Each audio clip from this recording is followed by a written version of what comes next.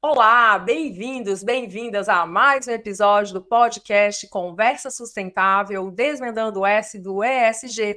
Eu sou a Vivian Blaso, co-idealizadora do Cidades Afetivas, sócia fundadora na Conversa Sustentável, professora, pesquisadora e artista. Eu estou aqui junto com Rafael Morales, especialista em ESG, professor e consultor na Conversa Sustentável, e com Sidney Cicotto Júnior, design de projetos na Conversa Sustentável, co-idealizador do Cidades Afetivas. O tema que vai nortear a nossa conversa hoje é a diversidade e a inclusão. Nós estamos aqui, então, com a doutora Silvia Letícia de Almeida, que é historiadora, advogada, mestre em Direito Constitucional, sócia fundadora e coordenadora de diversidade e inclusão no escritório Aristóbulo Freitas Advogados. Trata-se de um escritório com aproximadamente 20 anos, 6 sócios fundadores, cerca de 120 integrantes, com uma sede na Vila Olímpia e uma filial no centro de São Paulo, com foco em direito empresarial e atuação em diversas áreas de consultoria, contencioso, judicial e arbitragem. Bom, antes da gente começar aqui, efetivamente, a fazer as perguntas para a doutora Silvia, vamos falar um pouco da questão da diversidade, da inclusão, né? A diversidade e a inclusão é uma pauta cada vez mais recorrente, principalmente nas organizações, nas empresas, porque quando a gente está falando das pessoas, nós estamos falando também das suas singularidades, né? Das suas vivências, das suas experiências, as suas formas de colocar no mundo. No quesito da diversidade, nós estamos falando de características relacionadas a comportamentos e a valores. E também, quando a gente fala de inclusão, nós estamos falando das questões de reconhecimento das diferenças, ou seja, os vários aspectos que nós podemos, respeitar as suas pluralidades integradas a todo este ambiente.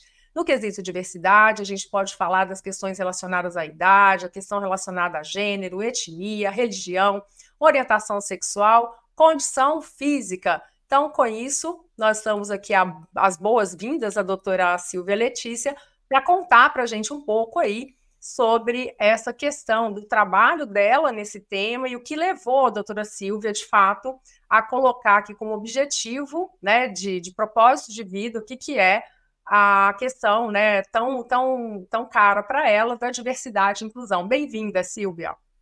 Muito obrigada, Vivian. Eu agradeço muito o seu convite, do Rafael e do Sidney. É um prazer imenso estar aqui, principalmente para falar desse assunto que é do meu coração, é um assunto querido, que tem movimentado o nosso escritório nos últimos tempos, de uma forma muito positiva, com diversos resultados e muita alegria para a gente. Muitas dores também, vou falar um pouquinho sobre isso aí ao longo da exposição, mas acho que as alegrias compensam, né, as dificuldades do processo. Então, quero muito agradecer a possibilidade de trocar isso aqui com vocês e trazer essas experiências do escritório.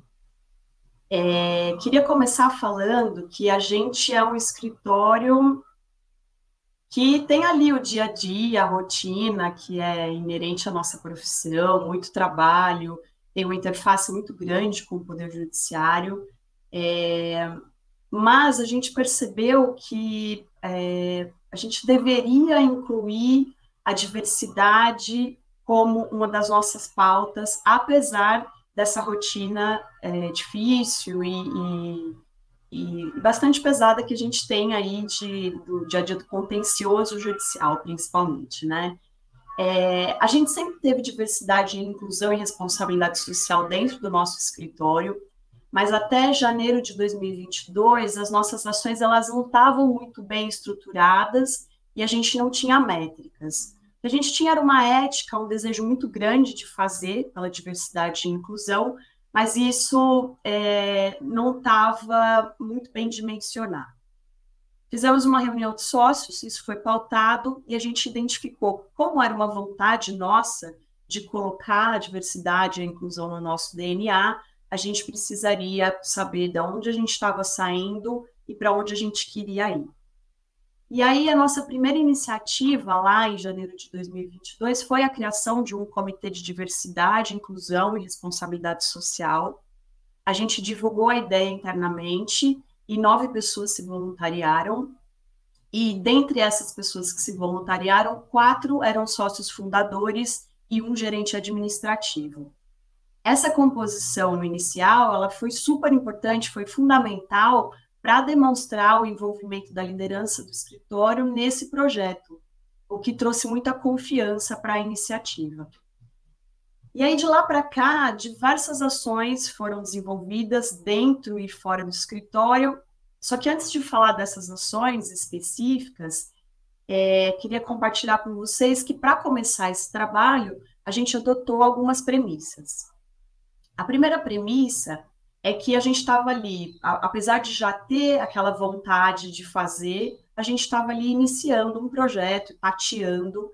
Então, seria interessante estabelecer parcerias com associações, ONGs, iniciativas da sociedade civil, para trocar experiência e aproveitar a expertise dessas ONGs, dessas parceiras, e também porque elas teriam contato direto com os grupos minorizados que a gente pretendia incluir. Então, um exemplo aqui para vocês, quando a gente iniciou com a contratação de pessoas migrantes e refugiadas, que eu vou falar um pouquinho também aqui para vocês, a gente logo fez uma parceria com a Missão Paz, que é uma ONG aqui do Brasil, que tem o apoio da Acnur, que é a agência da ONU para migrantes e refugiados, e eles realizaram treinamentos dos nossos funcionários e passaram a indicar profissionais migrantes e refugiados. Então, essa parceria, ela facilitou o nosso trabalho e nos levou diretamente para a fonte, né? A gente tinha ali parceiros que tinham um contato direto com os refugiados e muita experiência no assunto. Outra premissa que a gente achou importante era envolver diretamente os sócios fundadores do escritório nas iniciativas. Aliado a isso, a gente também buscou o engajamento de todo o escritório, porque a ideia era criar uma cultura de diversidade, inclusão e responsabilidade social. Então, isso não poderia ficar nem só na cúpula do escritório, tampouco só na operação do escritório. Isso teria que ser permear o escritório como um todo, em todas as tarefas, em todas as atividades e em todas as pessoas. E, por fim, a gente achou fundamental estabelecer como premissa que essas iniciativas deveriam ser divulgadas, tanto aos clientes quanto aos parceiros do escritório. Porque, apesar de ser um escritório de tamanho médio, ali são apenas 120 pessoas. A gente achou que, trazendo os clientes e os parceiros, a gente poderia potencializar as nossas ações e envolver o maior número de pessoas. E aí, de lá para cá, foram diversas as ações que nós fizemos, com muita alegria, assim, e hoje, olhando para trás, nesses 2 anos, sempre que eu vou preparar um material para falar para alguém, para uma reunião, é uma alegria ver o tanto que nós já fizemos, mesmo sendo um escritório relativamente pequeno, médio, mas somadas todas essas ações, a gente vê que foi feito um grande trabalho. Ô, Silvia, aí você está falando aqui, né? E você tocou em 2 aspectos super importantes. O primeiro deles, que está relacionado à cultura organizacional. Então, vocês foram também, assim, fazendo esse levantamento, eu vi que vocês fizeram um censo, né, de diversidade, para poder também entender o contexto de vocês, para que vocês pudessem avançar, não é isso? É isso mesmo, porque é difícil você traçar um horizonte sem saber de onde você está saindo, né? Então, a gente fez o censo baseado, inclusive, em autodeclaração, porque uma coisa é a pessoa se identificar como negro, como pessoa com deficiência, ou alguém de fora atribuir essa característica a ela, né? Então, a gente achou importante, respeitoso e correto fazer um censo baseado na autodeclaração. E para saber, a partir daí, para onde a gente poderia ir, né? A ideia é, inclusive, utilizar os dados do IBGE, que é um recorte da nossa população, e trazer isso como parâmetro para dentro do escritório. Porque se a população do Brasil tem 55% de pessoas negras, o nosso escritório tem que estar perto disso para ser um escritório diverso. Se eu trouxer um negro para colocar nas minhas fotos, isso não representa diversidade e inclusão. Eu tenho que fazer o meu escritório representar a sociedade. E, obviamente, a gente não partiu dessa realidade, mas é onde a gente quer chegar, e a gente só faz isso com ações afirmativas. Então, só retomando aqui, a primeira iniciativa foi o censo, a partir da autodeclaração, para saber de onde saímos e para onde vamos. Estruturamos melhor uma campanha que a gente já tinha no escritório, de arrecadação de absorventes para mulheres em situação de cárcere, uma campanha de responsabilidade social, né, que não envolvia diretamente o nosso escritório, mas envolvia uma visão que a gente tinha sobre a sociedade. Essas pessoas estavam em situação de extrema vulnerabilidade e a gente poderia auxiliar ali entregando os absorventes. Inicialmente foram entregues absorventes comuns, estabelecemos uma parceria com uma ONG chamada Nós Mulheres e com a Pastoral do Cárcere. Existe uma dificuldade de fazer esses absorventes chegarem dentro das penitenciárias, né?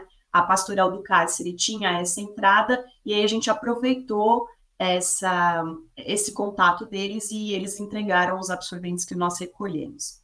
Depois, ainda nessa campanha, a gente conseguiu o apoio da empresa Pentes, que produz calcinhas absorventes e absorventes reutilizáveis, e a partir daí a gente começou a entregar esse tipo de material, que é um material de longa duração. Essas calcinhas e absorventes, eles duram até 2 anos, o que para as mulheres em situação de cárcere era muito melhor e também ecologicamente mais correto, né? Nós já conseguimos entregar 500 calcinhas absorventes para mulheres em situação de cárcere, e na nossa última iniciativa, a gente estendeu a campanha aos filhos das mulheres em situação de cárcere, que nascem no cárcere e ficam com elas até aproximadamente 6 meses. E a gente incluiu na campanha a arrecadação de fraldas e pomadas para essas crianças. Essa campanha, sim. Não, é que eu ia te perguntar, que vocês estão olhando, então, para o sistema de uma forma holística mesmo, né? Vocês estão olhando para como vocês podem fazer a inclusão dentro do escritório, e aí depois vocês começaram com outro movimento também, fazendo ações a partir da influência de vocês fora, né? Campanhas de mobilização, atendendo uma situação, pessoas em situação de vulnerabilidade, né? Então, essas experiências que vocês já têm no escritório, elas fortalecem a questão da diversidade e inclusão, a cultura da diversidade e inclusão também na sociedade? Sem dúvida. A gente acredita que a diversidade e inclusão, ela só existe na prática e com a convivência. Nós, do direito, temos ali uma tendência a trazer as nossas doutrinas, os nossos ensinamentos, e falar, olha, que legal, direitos humanos, tem aqui a nossa Constituição, que é uma bela de uma Constituição, inclusive, mas não adianta ficar só ali na letra. E aí a gente percebeu que era necessário fazer e fazer dentro do escritório para trazer a convivência com a diversidade e letrar as pessoas a partir dessa convivência, tanto quem estava chegando quanto quem estava recebendo, e também com ações com os familiares, amigos e com a comunidade. A nossa ideia sempre foi estender para além dos muros do escritório, para que a gente conseguisse potencializar as nossas ações.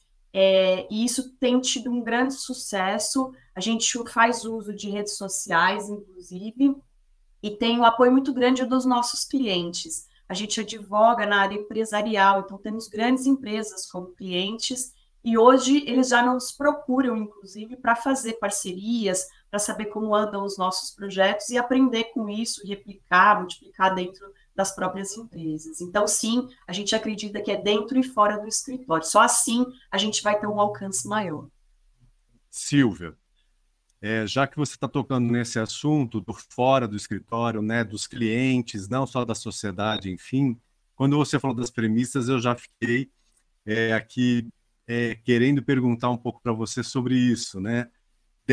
Vocês disseram, uma das premissas é trazer os nossos clientes do escritório, como você disse que são empresas, enfim, de diversos setores.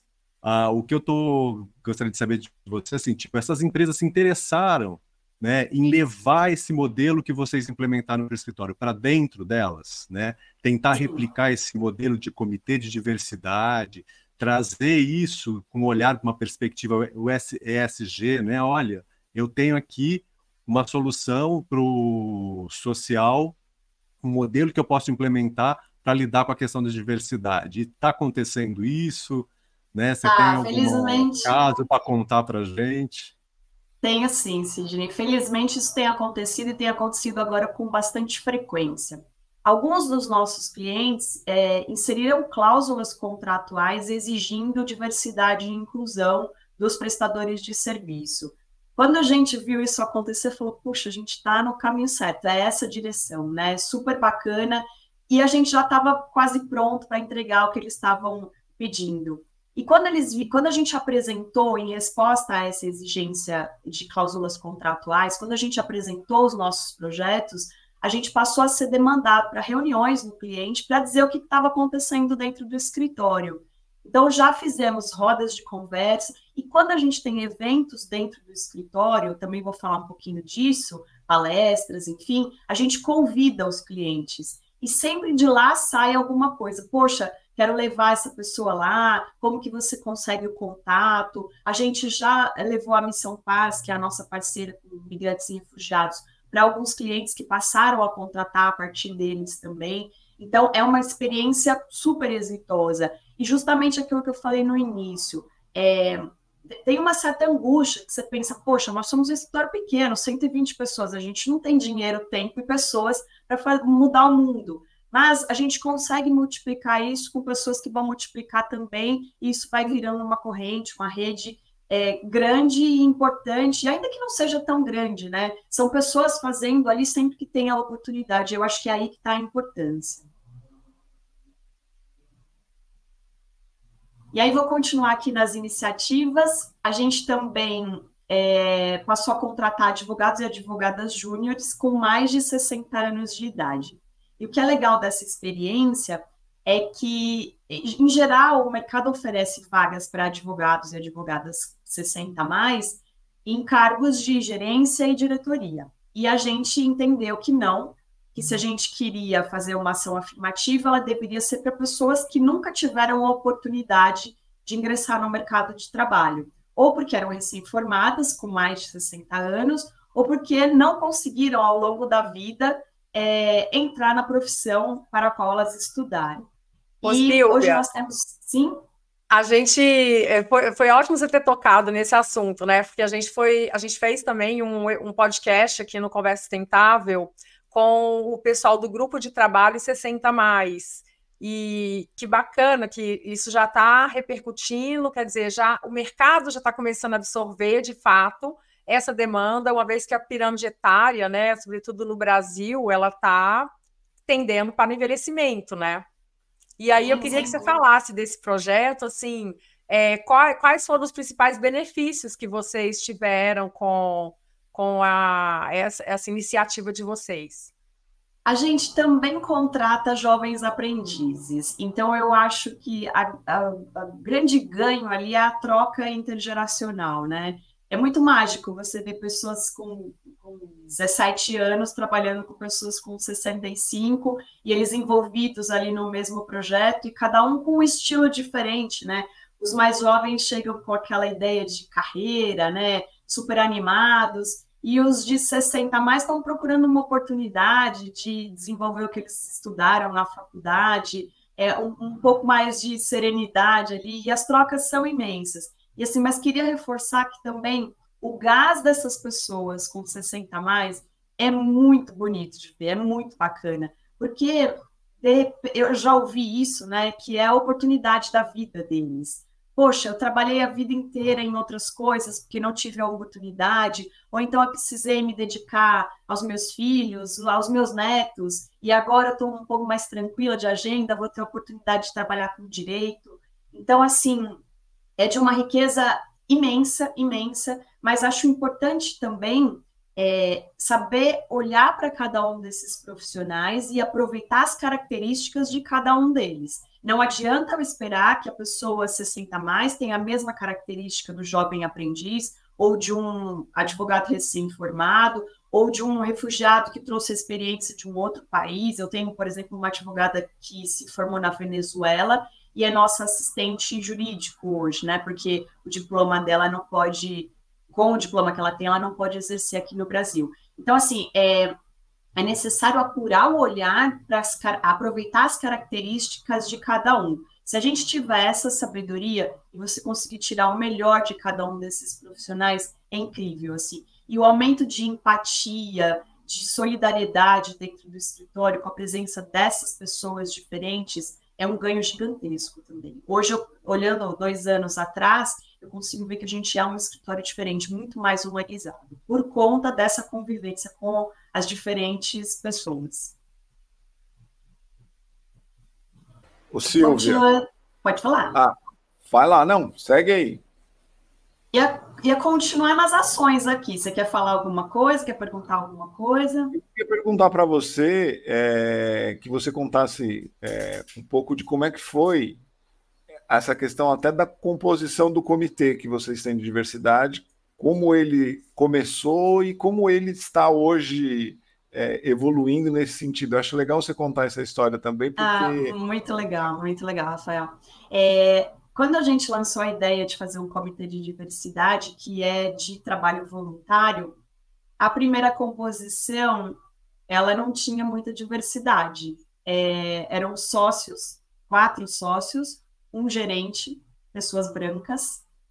A gente tinha uma paridade de gênero ali, tinha homens e mulheres, tinha pais, tinha mães. Isso trouxe um pouco de um olhar diferente, né? Mas a gente não tinha pessoa com deficiência, a gente não tinha negros, a gente não tinha LGBT declarado. E aí isso gerou, é importante a sua pergunta, Rafael, porque isso gerou uma angústia. Falar, poxa, a gente não tem um comitê diverso, como que a gente vai falar de diversidade se a gente não tem um comitê com essas características, né? E foi a primeira dor que a gente sentiu, né? E aí vem aquela coisa, não, será que eu tenho que ter primeiro um comitê diverso para depois começar a discutir sobre diversidade? A gente falou, não, vamos lá, vamos fazer com a composição que a gente tem, vamos mostrar para as pessoas que isso é da cultura do escritório, do DNA do escritório, e vamos ver o resultado. E aí os mandatos são temporários, de 1 ano. No início de 2023, a gente teve a nova composição. E, para nossa surpresa, grata surpresa, o comitê é absolutamente diverso. Nós temos hoje 60+, avó, negro, LGBT, pessoa com deficiência, homens, mulheres, pais, mães, e ainda não temos refugiados, porque a gente começou o nosso projeto com migrantes e refugiados quando estava com a nova composição, né? Mas espero que agora, para março de 2024, que é a nova eleição, nós já temos 11 pessoas inscritas para 9 vagas, o que é muito legal, né? A gente não está dando conta do nosso sucesso, e mostra que o escritório está se envolvendo no assunto, não é um assunto que está no núcleo, né? As pessoas estão participando, estão querendo, é um trabalho voluntário, conseguir 11 pessoas dispostas a dedicar o seu tempo a esse trabalho, eu vejo como uma grande vitória, né? E também essas 11 pessoas inscritas estão somadas aos 9 que não querem largar o osso, os 9 atuais pediram para permanecer mais um mandato. Então, eu estou aí, né, com essa dificuldade boa de colocar 20 pessoas dentro de um comitê que tem 9 vagas, mas a gente está pensando em talvez criar um conselho, alguma coisa assim, porque é uma demanda tão boa, tão rica e tão legal que a gente quer atender, né? Acho que essa nova composição que traz a diversidade, ela mostra o sucesso do que foi feito no primeiro ano, e que também trouxe credibilidade aos nossos integrantes. Tenho mais ações para falar aqui, posso? Não, eu ia falar isso. Você tem uma série de outras ações aqui, né, que são super interessantes. Eu acho bacana você comentar, porque o objetivo também do podcast é justamente incentivar, conscientizar, levar o assunto, né, o tema do S do ESG, que é justamente essa pauta, o social, que as pessoas às vezes negligenciam, né? E, na verdade, é o que eu sempre falo, não existe sustentabilidade se a gente não pensar na primeira dimensão, que são as pessoas, né? E eu vi que vocês receberam, então, quer dizer, todo esse trabalho que vocês estão fazendo, você já tem o reconhecimento público também. Então, vocês receberam um selo, não é isso? Um selo da Prefeitura. Selo de Direitos Humanos e Diversidade da Prefeitura de São Paulo, e ele foi dado em reconhecimento ao trabalho que a gente faz com migrantes e refugiados. Lá você escolhe um pilar para você trabalhar, também foi uma das escolhas de Sofia, porque a gente tem feito várias coisas e teve uma dificuldade de qual projeto eu vou levar para ser contemplado com esse selo, né? E aí escolhemos os migrantes e refugiados porque a gente achou que era um diferencial do escritório. E fomos contemplados com esse selo. Com ele, a gente também assume algumas responsabilidades, por exemplo, de manter a empregabilidade dessas pessoas, ou se substituir, também substituir numa ação afirmativa, né? E também fomos reconhecidos por uma revista própria da advocacia, que é a revista Análise, como um escritório diverso e que promove a inclusão. Essa foi em reconhecimento ao nosso trabalho com pessoas com deficiência. Até queria já entrar nesse tema aqui, se possível. Nós fizemos também, em parceria com uma ONG que chama Somos Todos Gigantes, a contratação de pessoas com nanismo. Surgiu uma vaga direcionada, vaga afirmativa para pessoa com deficiência. Uma das nossas integrantes do comitê tinha conhecimento dessa associação e trocamos uma ideia. Eles localizaram uma advogada com nanismo que se interessou pelo nosso projeto e já está há quase 2 anos conosco. Ela, inclusive, já foi uma palestrante no escritório, né? Nós levamos o Cid Torquato, que foi secretária municipal da pessoa com deficiência, e a Paula, que é a nossa advogada, para falar dentro do escritório, numa roda de conversa, uma manhã que nós fizemos lá, sobre o que é ser uma pessoa com deficiência, né? Trazer a vivência e não só a teoria. E aí também surgiu uma outra vaga afirmativa dentro do escritório, e essa a gente fez uma ação interna que foi muito legal também. A gente queria contratar alguém que viesse por indicação dos nossos integrantes. Então, a gente fez uma campanha dentro do escritório, movimentamos todo mundo. Olha, se vocês conhecerem pessoas com deficiência, a gente está com uma vaga aberta, e foi muito legal, assim, todo mundo se envolvendo e mandando currículos. Coincidentemente, a gente contratou também um advogado com nanismo, e ele tinha uma questão interseccional, porque além de pessoa com deficiência, ele era 60 a mais, o que enriqueceu a contratação, né? E ele ficou conosco por 1 ano e meio. Hoje nós temos 5 pessoas com deficiência no escritório, incluindo deficiência intelectual.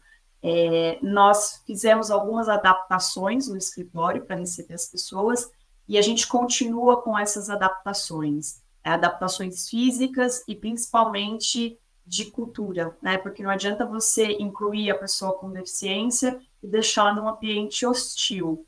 É importante que as pessoas que estão trabalhando com ela tenham a consciência do que aquilo significa, das necessidades que são nossas de adaptação, não é a pessoa com deficiência que tem que se adaptar, somos nós. Isso é um trabalho constante e também uma das nossas dificuldades, né? Porque são 120 pessoas, a gente tem que fazer treinamentos específicos, conscientização, sensibilização.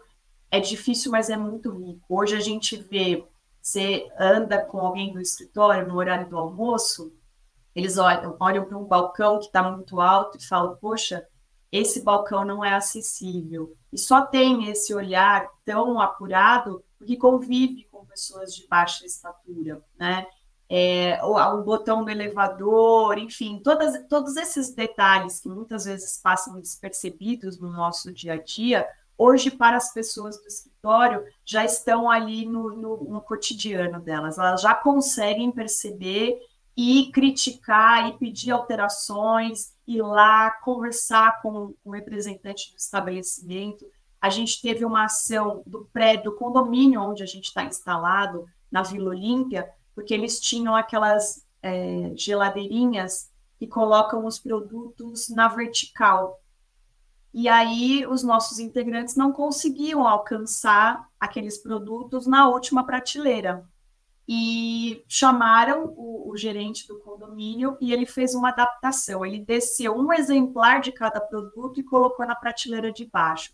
Uma adaptação simples e que viabilizou o uso. E agora a gente é fã daquela geladeirinha. A gente passou a divulgar a geladeirinha dentro do nosso escritório, porque merece, né? Ele agiu rapidamente, assim. Em menos de 3 dias a gente teve uma solução simples, mas que beneficiou não apenas as pessoas com com deficiência, mas que também trouxe uma alegria para o nosso escritório de ver que a gente ampliou a ação e trouxe mais adeptos à nossa causa, né?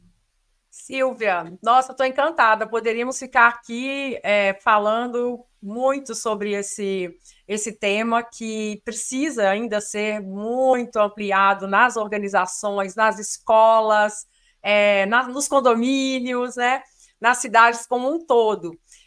Então, assim, eu queria agradecer muito a sua participação e perguntar se você quer deixar uma mensagem final de incentivo para as pessoas que estão nos ouvindo aqui no nosso podcast. Quero sim, Vivian. Eu também tenho muito a agradecer aqui pela oportunidade de trazer o nosso caso, e eu acho que a ideia é essa mesmo, mostrar que é possível, ainda que numa ação pequena e que vai aumentando, que vai trazendo outros adeptos, isso vai virando uma rede. E a principal mensagem que eu queria deixar aqui é de que tem dificuldades, né? Não é dor e glória. Porque, assim, inicialmente, você fala de diversidade e inclusão, parece que é tudo muito bonito, né? Mas você tem que se deparar com as escolhas do projeto. Isso é muito difícil. Qual projeto eu vou escolher? Porque você quer fazer tudo, né? Mas não tem tempo, não tem dinheiro, não tem pessoas, muitas vezes. Mas não deixem de fazer. Vocês podem pensar, Silvia, mas eu vou contratar uma pessoa com deficiência? Sim, contrate essa pessoa com deficiência, porque você vai mudar a vida dela, a vida da família dela, dos amigos, e isso vai se multiplicar. Eu vou contratar um refugiado? Sim, você vai mudar aquela vida e aos pouquinhos as coisas vão acontecendo. Mas o meu escritório tem 3 integrantes. Sim, coloque um negro nesses 3 integrantes. Ou então, se agora não tem uma vaga aberta, amplia isso para a sociedade, faça um projeto. A gente, por exemplo, tem um núcleo pro bono dentro do escritório que defende a advocacia na busca de medicamentos de alto custo para crianças com nanismo. Isso qualquer escritório pode fazer, qualquer escritório de contencioso. Você não precisa colocar uma pessoa com nanismo para trabalhar dentro do escritório, mas você pode entrar com uma ação judicial defendendo um direito dessa pessoa com nanismo. Então é isso, gente. Se for uma ação pequena ou uma ação grande, façam, porque o resultado vem e isso vai se multiplicando e vai sendo exemplo, e aos pouquinhos a gente vai conseguir melhorar a nossa sociedade. Obrigada, Silvia. Bom, nós da Conversa Sustentável temos como causa Cidades Afetivas, um observatório de práticas sustentáveis e regenerativas. O nosso propósito é inspirar pessoas e organizações a redesenharem suas comunidades de forma colaborativa, tornando-as mais generosas e regenerativas. O fato de sermos interdependentes, seres humanos e natureza, é fundamental que cuidemos das nossas comunidades, organizações e cidades para regenerar os sistemas socioecológicos, tanto na escala local quanto global. O nosso podcast Conversa Sustentável acontece semanalmente às segundas-feiras, às 9 horas da manhã, e você pode ouvi-lo nas plataformas do YouTube Music e Spotify. E não esqueça de dar um joinha e curtir, e colocar suas informações nos comentários. Até breve! Tchau!